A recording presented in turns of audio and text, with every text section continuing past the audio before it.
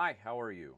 I'm going to now deliver the What Makes a Strategic Communication Problem Wicked slide deck presentation. Um, I'm really only going to address one way in which strategic communication problems are wicked and focusing specifically on what it is that makes communication in general a wicked problem. And so if you have questions about any of this, by all means, feel free to add a comment below in the response. You're also free to email me or incorporate this into any of the things that you're working on for this particular week.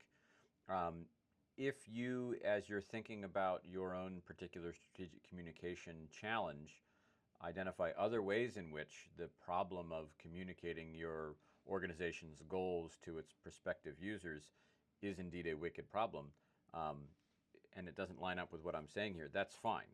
Like I said, this is only going to be sort of one way in which these types of strategic communication planning problems are indeed wicked problems. So first, just by way of review, from the Rattel and Weber reading, they outline what they call 10 distinguishing properties of planning type problems, i.e. wicked ones. They are, in the order that they're presented in the article, there is no definitive formulation of the problem itself. That is to say, when you are trying to frame the problem at the beginning, you're not able to come up with a definitive way of framing the problem. And this sort of goes to what I was saying at the beginning, which is to say, these are problems, they are wicked problems, but this is only one way of framing the difficulty or the wickedness of the problems for strategic communication. There's no stopping rule. That is to say, there is no definitive solution or end point for the addressing of a wicked problem. There's a resolution, but the resolution oftentimes comes because you, the problem solver, have made an arbitrary decision to stop, right? So there is no stopping rule that is not arbitrary and entirely bound by the person who is addressing the wicked problem. So solutions are good or bad instead of true or false. So this is, I think, something that many of you are comfortable with, the idea that there are many different ways to address these particular wicked problems, innumerable, in fact, ways to address a wicked problem. And some of them are just going to be better than others. And so this is sort of a qualitative judgment, almost an ethical judgment about the goodness or badness of a resolution to a wicked problem. The effects of addressing a wicked problem unfold over time, so there is no immediate or ultimate test of a solution. This is particularly important when you get into the analytics components of this particular program, because oftentimes analytics are going to be presented in sort of a sleight of hand way as, here's the ultimate test as to whether or not your campaign was successful. It increased click-through rates, or it increased X, Y, and Z. In terms of marketing, you might say, oh, well, the ultimate test is how many sales you get or how many services you sell or get subscriptions or what have you.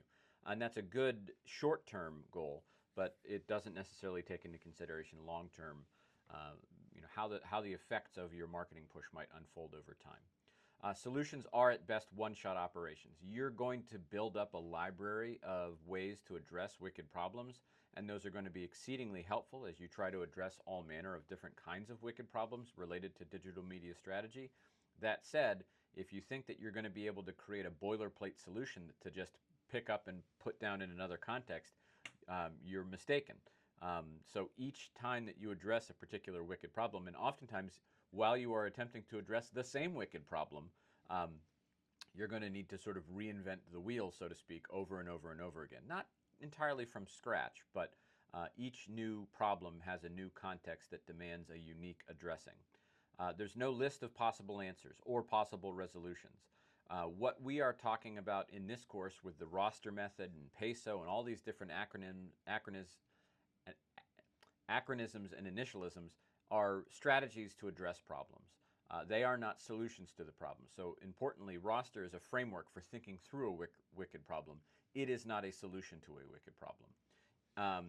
And this is because each problem is unique. And so while you can develop methodologies that you can pick up and move from problem to problem, you can't necessarily develop whole-scale solutions. So 5, 6, and 7 are all interrelated with each other, which is a good way of segueing into 8, which is that problems are interconnected. Oftentimes, as you dive deeper and deeper into a strategic communication planning problem, you're going to discover more and more things that you don't know or were unaware of or that you need to try to attend to.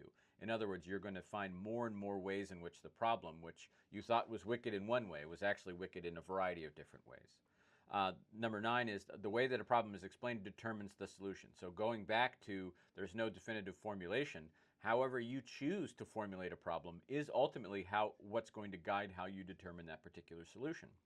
And so if you say that a marketing problem is a result of a lack of shared media or a lack of paid media or a lack of earned media, that ultimately is what's driving you to a potential solution. That is to say, we need more shared media, we need more earned media, we need more paid media, et cetera, et cetera. So how you frame or how you formulate the problem is ultimately what's going to help determine the resolution that you put forward. And this is the tough one to admit, is that you don't have a right to be wrong here as you address this particular wicked problem. That is to say, there's skin in the game. Yes, it is absolutely the case that wicked problems are not solvable, but they are resolvable. But you don't have the right to do it in a bad way. Because ultimately, if you do, you might end up exacerbating the wickedness of the problem or adding a new layer of wickedness to the problem, et cetera, et cetera. We talked about the Kylie Jenner example for Pepsi. Yes, this was a marketing ad to try to get people to drink Pepsi, but it also ultimately created a lot of backlash for the company because the ad was sort of tone deaf about the interests and what was happening with the Black Lives Matter movement at that particular time. All right, so this is the 10 distinguishing properties of planning type problems, i.e. wicked problems, as defined by Horst Rittel and Melvin Weber. So what I want to focus on now is how communication generally is a kind of a wicked problem. And then I want to sort of build on that basic understanding to address specifically how strategic communication planning is a very complicated, very wicked problem, right? But let's start with what good communication might look like. And I have some simple, basic drawings for you that I did just for you, right? So here is a model of good communication. You've got person A, so person A having a conversation with person B about trees. And person A is trying to describe an apple tree to person B. And so person A has a picture of an apple tree in their head. They use words to describe the image of that particular apple tree. And those words are heard and processed and understood by person B. We could say that if the picture of a tree that exists in person A's head is the same picture that is captured or rendered by the words that they say out loud, and is then therefore the same picture that gets planted into the head of person B, then communication has worked very well. This is sort of a transactional model of communication. It's very simplistic, very basic. It's not actually how communication oftentimes happens, because regularly what happens when people are communicating is I will have an idea in my head and I will be able to articulate that idea out loud with words, but how those words are picked up and understood by the person that I'm trying to talk to, there's some sort of a mismatch. So here you've got the image of the apple tree in person A's head, you've got the image of the apple tree as rendered by the words that person A says out loud, but for some reason person B is not able to apprehend or understand that image, and they are able to formulate a different picture of a tree in their head, but it doesn't match the picture that is represented by the words that person A says out loud, nor is it represented or does it match with the image of the tree that exists in person A's head. So here you've got an instance where what I'm thinking matches with what I'm saying, but doesn't match with what is being heard. All right? So there's a wickedness to that because we can't guarantee that the image that we render in words is going to be understandable to the people that we are trying to share those words with. All right? But it gets even further complicated by the fact that sometimes the image that we have in our head is not actually or accurately rendered by the words that we say out loud. And I think we've all had this experience when we're trying to get something out of our head, and we have some sense of what it is that we're trying to think, but we have difficulty in expressing it out loud with our words. And so the image that exists in our head is not matched by the image that is created by the words that we say out loud. And as a consequence, the image that is taken up by the person that we're talking to doesn't match either the image that we said, that rendered by the words that we said out loud, nor is it match the image that exists in our head. So there's this massive opportunity for miscommunication. There can be a mismatch between what I'm thinking and what I'm saying, but there can also be a mismatch between what I'm saying and the ideas that get implanted into the other person's head. All right? Now this is fundamentally what would be called the theory of speech acts. And there are two key philosophers that you can think of if you would like to, J.L. Austin and John Searle. They're philosophers of language. But basically, they break down speech acts into three parts. And the three parts, you don't necessarily need to remember the technical terms for any of these three parts, but I'm going to be using them throughout the course of this presentation, so it might be beneficial for you to pause the video now and then write down these definitions, these basic simplistic definitions, all right? So the three parts of a speech act are the illocutionary component, that is to say the intention behind the words, the meaning that I'm wishing to convey, the locutionary component, that is to say the words that I say out loud, and the perlocutionary component, that is to say the uptake or the understanding that the person that I'm communicating with has in their own heads. So good communication happens when the illocutionary matches the locutionary matches the perlocutionary, when the intention behind the words matches the words that I say and matches the uptake or the understanding of those particular words. All right. Now it gets fuzzy when we look back and consider some of the examples that we just had, right? So the previous example, the first moment, again, this is the moment of good communication, so the intention, the illocutionary matches the locutionary matches the perlocutionary. Here we've got a mismatch between the locutionary and the perlocutionary. There's a match between the words that I say and the intention behind them, but there's a mismatch between the words that I say and the uptake of them. Now you've got a mismatch between all three. So there's a mismatch between what I'm intending to say, what I actually say, and what somebody else hears or understands. All right? So now the problem is, or I guess one way in which communication can happen and effectively, because you'd think, man, if there's all these opportunities for miscommunication to happen, there can be a mismatch between what I'm intending and what I'm saying and what you're understanding, then how do we ever communicate with each other effectively? Well, we've designed this really good system of communication where if I say something out loud and you understand it, you can ask me a clarifying question. So if I say out loud, hey, check out this tree, and you say, by tree, do you mean this? I can say, no, I actually mean this. And you can say, oh, okay, I understand now. In other words, baked into the way that we communicate with each other in a face-to-face setting, we're able to self-correct. We're able to add clarification. We're able to ask questions to better understanding. And this is basically the experience of sitting in a sitting in a lecture, and you can say, hey, wait a minute, what did you mean by that? And the person who's lecturing or who's offering you information can tweak what they're saying or repeat what they're saying in such a way that you can understand it a little bit better. So here we've got an example. Person A has said what they wanted to say, and there's clearly some miscommunication. So person B asks a clarifying question. By tree, did you mean pine tree? And person A says, no, actually what I meant was apple tree. And say, oh, okay, I understand now, apple tree. And so here is fixed communication, right? So this is an example of miscommunication that was fixed by just asking a follow-up question, all right? One of the challenges, though, one of the things that makes this wicked problem is that you're not just conveying information. That is to say, the message that you are trying to communicate is more complicated than, hey, here's a tree. You're not just pointing something out to somebody. You're actually trying to get them to act in some particular way. And so the message might be as simple as, buy trees. And you say that out loud, and even if the words that you intend to say match with the words that you say out loud and are understood by the person that you're saying them to do, that is to say there's what's called felicity, a felicity condition between the illocutionary, the locutionary, and the perlocutionary, and all of those felicity conditions are met, the person that you're talking to might say no, right? So you might indicate to them, hey, I'd like you to go buy trees. And they say, buy trees? No way, trees killed my father. They fell on him in the forest. He was a lumberjack. I don't know, whatever, right? In other words, the thing that you are intending, not an understanding of the words that you are saying, but rather an action based on the words that you are saying, you go out and do this thing, might be ignored for any number of reasons, right? So one of the wickedness of this particular problem is that you're not just conveying simple messages, you're conveying complicated messages that are trying to get people to act.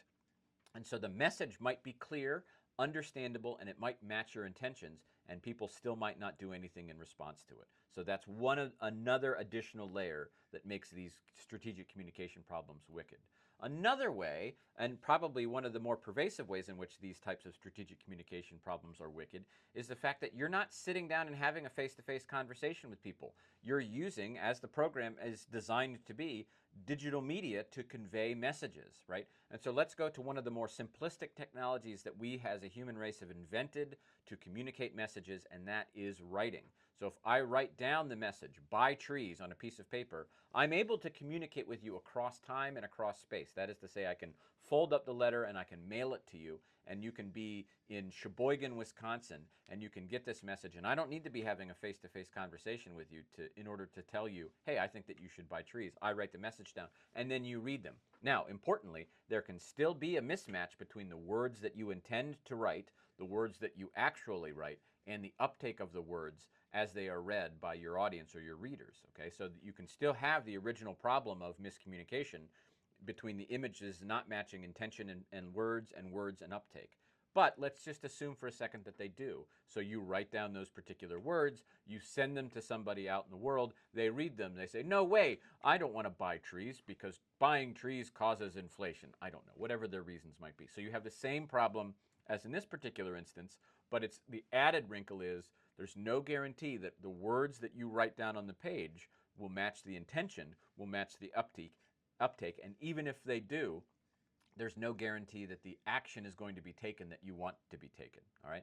But now it gets even further complicated because writing is just one mode of communication, and this program is focused on, and you've got a course that focuses on multimodal or multimedia communication. That is to say, you're not just going to be writing things down on a piece of paper and mailing it to somebody in Sheboygan, Wisconsin. You're going to be crafting very complicated multimodal video, audio productions like this. This thing that you are watching right now is a form of multimedia communication. I'm just trying to provide information for you, but I'm doing it through a variety of different modes. You can hear my voice, you can see my face, you can see the drawings, there's words on it. So we've got at least 4 different modes here. We've got the mode of visual or video, you've got the mode of audio, you've got the mode of images or static images, you've got the mode of written language. You'd also, if you're paying attention to the way that I'm gesturing, and at least my camera is not responding to me like it does when we're zooming together, you've got the gestural mode as well, all right? So this is complicated. This becomes more and more wicked, right? So if you are trying to create some type of multimodal message to convince somebody to buy trees, again, think of all of the felicity conditions that need to be met. It's not just that the intention that is in your head has to match the words that you write down. It also has to be matched by and mirrored by the images that you choose to put into it. It has to be matched or mirrored by the sound that you choose to incorporate into it, the language that you choose to incorporate into it, the words that you are saying out loud, if you are saying any words out loud. And all of this must be assembled together such that the words, i.e. the different modes of communication that you use in the message, match the intention in your head and are understandable and understood by the person who is receiving them. In this particular instance, even if all of those different felicity conditions are met, the message might still not be acted upon for a variety of different reasons. So in these previous 2 reasons, no, I don't want to buy trees because I have misgivings about buying trees. They killed my father. No, I don't want to buy trees because doing so will improve inflation. But what if the message is understood, all of the different felicity conditions are met, but still the action is not taken because they can't afford to take it? In other words, you've created a perfectly good message with different modes of message making, different modes of communication, but you've sent it to the wrong people, people who aren't going to be able to afford the thing that you are trying to get them to buy, all right? So here's another way in which these problems, these strategic communication planning problems, are wicked. Even if all felicity conditions are met for the communication, and even if the message is clearly understandable, and even if there is a desire to do the thing, there might not be a capability in the people that you are trying to communicate with. In other words, you might have misidentified the right audience. What if you craft a message and it's just not understandable because the person doesn't understand, doesn't speak your language, doesn't understand some of the the jokes that you know, think about the generational gaps between how folks communicate on Instagram or communicate via text messages, things like that. You know, how many times have you received a text message from a parent where they put a full stop period at the end of what they say and you're like, oh geez, are you pissed at me? Like, what's going on here? Or how many different ways in which a meme just is not understandable by some older generation, right? Because it's participating in a form of humor that makes sense to you but doesn't make sense to them. And so again, all felicity conditions might be met. The intention of what you are trying to communicate is communicated accurately by the different modes of communication that you use. It's put out on the correct channels. It reaches the correct audience, but there's some lost in translation component. Either literal lost in translation, they speak a different language, they read a different language, they listen to a different language, or some, they're not quite getting your references or something like that. So again, felicity conditions met, miscommunication can still happen. By the way, these are not isolatable instances. All of these things can happen at the same time, right? In other words, you can craft a message where the illocutionary component of the message, your intention, doesn't match the words that you use or the modal meaning makings that you use, and isn't taken up in the way that you want it to be taken up, and is in fact resisted and misunderstood. And that happens more often than than perfect communication happens, right? So miscommunication happens significantly more often than perfect communication does. So here's a quick summary. What is it that makes all of these strategic communication planning problems wicked? One, the uptake, the way that the person that you're trying to communicate with understands what it is that you're trying to communicate, doesn't match the words that you use or the intention that you use. In other words, the message that you craft is not understood by the person that you're crafting it to. Or the message that you create doesn't match the intention. Now, also keep in mind that I didn't even talk about the fact that in terms of the intentionality behind the message, there's your intention as the crafter of the message, and you might shoot a video or create a website or something like that, but there's also your client's intention. And so there can be a misunderstanding of what the intention behind the message is. You might not understand what your client wants the message to read like. You might have your own picture of what the message is. But regardless, the words that you use or the modes that you use to communicate might not match the intention behind the message. Or there can be just a full-scale breakdown. The uptake, this should say uptake, not update, but the uptake doesn't match the words that you say and also doesn't match the intention that you have behind those words or those modes of meaning making. There is no opportunity for clarification. So because you're not working in a face-to-face communication mode, you are working with quick, digital communication, websites, Instagram ads, Facebook ads, videos, et cetera, you won't have an opportunity to clarify for somebody if they're not really understanding. You can provide them opportunities, but it's not going to be instantaneous. And oftentimes, people aren't going to spend the energy to try to ask a clarifying question. They're just going to assume that they understood it correctly the first time around. So no opportunity for clarification.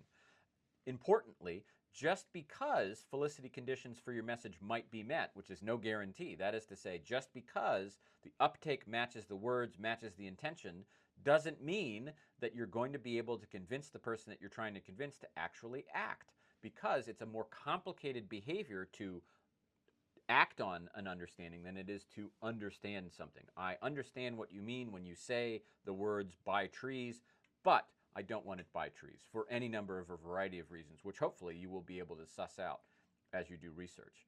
The message itself might not be understandable for any number of different reasons. In other words, there's a lost in translation component to the message. So the intention could match the words that you use. The words could be understood in a sort of semantic way. I understand the words that are coming out of your mouth, but I don't know what it is that you're trying to intimate or you're trying to suggest, or I don't quite get the references that you are making. All right? So the message itself could also be easily misinterpreted. That is to say, you craft a message which maybe is understandable and maybe provides a solid sort of reason to act or way of acting, but itself might be easily misinterpreted, misunderstood, or intentionally misinterpreted or misunderstood. Okay?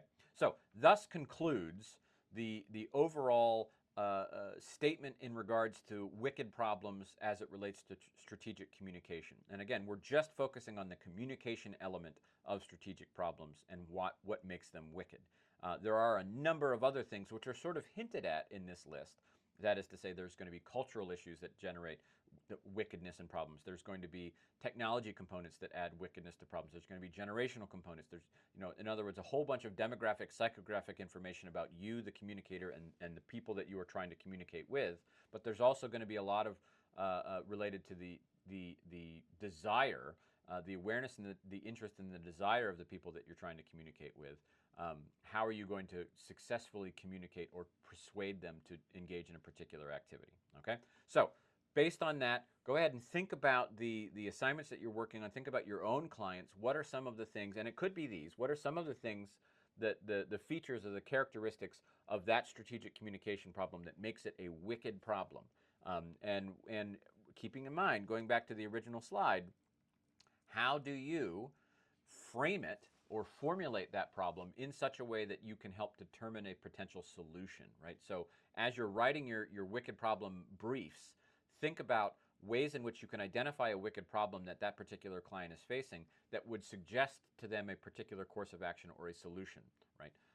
So I look forward to reading your wicked problem briefs. If you have any questions, feel free to comment below and I'll get to them as soon as I see them, or you can send me an email or shoot me a text. All right? All right, I'll see you all later. Have a good rest of your Wednesday.